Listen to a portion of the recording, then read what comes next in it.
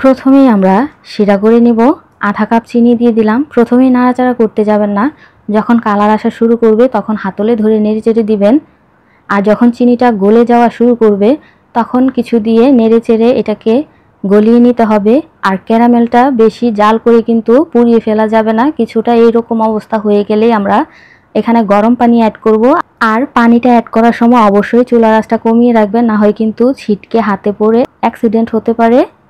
ক্যারামেলের মধ্যে পানিটা দিয়ে নেড়েচেড়ে আবারও এগুলাকে একটু ঘন করে নিতে হবে। এই যে দেখুন, এই অবস্থায় আমরা উঠিয়ে নিব।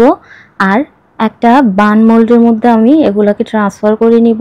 এরকম যদি আপনাদের কাছে মোল্ড না থাকে তাহলে যে কোনো বাটির মধ্যে আপনারা এই ডেজার্টটা সেট করে নিতে পারেন। এখন আমি এগুলাকে একটু স্প্যাচুলারের সাহায্যে মোল্ডের সাইডে লাগিয়ে নিব। আর পানি দেওয়ার কারণে দেখুন ক্যারামেলটা কিন্তু সাথে সাথেই জমাট বেঁধে যায় নাই, ইজিলি আমি মোল্ডের মধ্যে লাগিয়ে নিতে পারতেছি। আপনারাও একটু পানি অ্যাড করবেন, এতে করে আপনারা যে মোল্ডের মধ্যে অথবা বাটির মধ্যে সেট করবেন এর মধ্যে ইজিলি লাগিয়ে নিতে পারবেন। এখন যেটা করব, 1 লিটার দুধ নিয়ে নিলাম, এর মধ্যে আমি আধা কাপ চিনি দিয়ে দিলাম। আপনারা আপনাদের টেস্ট অনুযায়ী অ্যাড করে দিবেন। বলক চলে আসলে আমি কিছুটা কমিয়ে আরও 2 বার বলক উঠিয়ে নিব।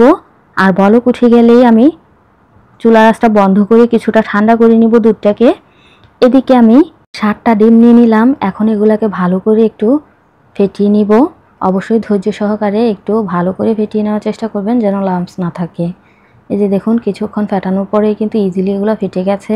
এখন ডিমটাকে নিয়ে সরাসরি দুধের মধ্যে দিয়ে দিব। আর এই পর্যায়ে কিন্তু দুধটা একেবারেই কুসুম গরম আছে। কুসুম গরম বলতে কিন্তু নিম গরম।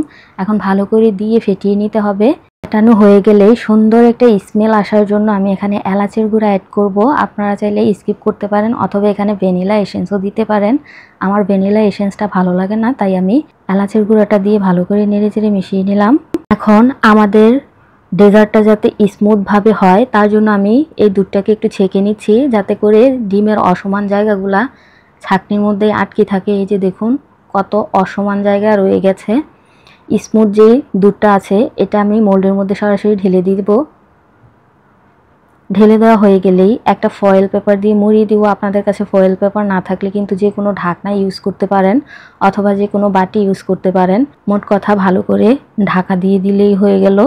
এখন গরম পানি নিয়ে নিলাম আমি, আর এটার মধ্যে একটা বাটি বসিয়ে দিলাম স্টিলের। আপনারা চাইলে কিন্তু এখানে যে কোনো স্ট্যান্ড ইউজ করতে পারেন। আমি সরাসরি মোল্ডটা বসিয়ে দিলাম, এখন ঢাকনা দিয়ে ঢেকে দিলাম। আর এরকম ছিদ্র থাকলে এটাকেও বন্ধ করে দিবেন। এখন আমি এটাকে একেবারে নিম্ন আঁচে কুক করে নিয়েছি 20 থেকে 25 মিনিটের জন্য। আর এরই ফাঁকে কিন্তু আমার ডেজার্টটা একেবারেই রেডি। এখন এটাকে আমি একটু ঠান্ডা করে 2 ঘন্টার জন্য ফ্রিজে রেখে দিব। আর 2 ঘন্টা পরে দেখুন আমি ফ্রিজ থেকে নামিয়ে সাইড থেকে একটু ছুরি দিয়ে ছেড়ে নিচ্ছি। এতে করে মোল্ডের থেকে আমরা ইজিলি এটাকে বের করে নিতে পারবো, কোনো সমস্যা হবে না। আর ডেজার্টটাও ভেঙে যাওয়ার কোনো চান্সই থাকবে না। যে দেখুন আমি একটা সার্ভিং ডিশে নিয়ে নিচ্ছি। আর এটা কতটা লোভনীয় হয়েছে নিশ্চয়ই আপনারা খেয়াল করেছেন। মাশাআল্লাহ অনেক সুন্দর হয়েছে। আর এটার কালারটাও দেখুন কতটা লোভনীয় হয়েছে। এখন আমি আপনাদেরকে একটু কেটে দেখাচ্ছি। এই যে দেখুন এটা এতটা মজার আর এতটা ইয়ামি হয়েছে, মুখে দেওয়ার সাথে সাথেই মিলিয়ে যাবে। আমি একটু কাছ থেকে আপনাদেরকে দেখাচ্ছি। এতক্ষণ পর্যন্ত আমার রেসিপিটা যারা দেখে আসতেছেন কিন্তু একটা লাইক দিতে ভুলে গেছেন, অবশ্যই একটা লাইক দিয়ে ভিডিওটা কন্টিনিউ করবেন। আর যারা চ্যানেলে নতুন এখনও চ্যানেলটাকে সাবস্ক্রাইব করেনি, প্লিজ সাবস্ক্রাইব করে আমার পাশেই থাকবেন। আর যারা অলরেডি করে দিয়েছেন তাদেরকে জানাই অসংখ্য ধন্যবাদ। ভিডিওটা ভালো লাগলে অবশ্যই বাসায় একবার ট্রাই করবেন। এই যে দেখুন আমি একটু কাছ থেকে আপনাদেরকে সার্ভ করে দেখাচ্ছি, কতটা সুন্দর হয়েছে নিশ্চয়ই খেয়াল করেছেন। আর এটা খেতেও কিন্তু আলহামদুলিল্লাহ অনেক মজা হয়েছে। একটু কেটে দেখাচ্ছি আপনাদেরকে ভিতরটা কেমন হয়েছে। এটা দিয়ে কিন্তু আপনারা যে কোনো অনুষ্ঠানে বা মেহমান আপ্যায়নও করতে পারবেন ইজিলি, কোনো সমস্যা হবে না। যাকেই দিবেন সেই খেয়ে আপনার প্রশংসা করবে। এই যে দেখুন ভিতরটা কতটা রসালো হয়েছে, একটু দেখেই আপনারা বুঝে যাবেন। এভাবেই বাসায় অবশ্যই একবার ট্রাই করবেন। ভালো লাগলে লাইক কমেন্ট শেয়ার করার অনুরোধ রইল। আজ এ পর্যন্তই।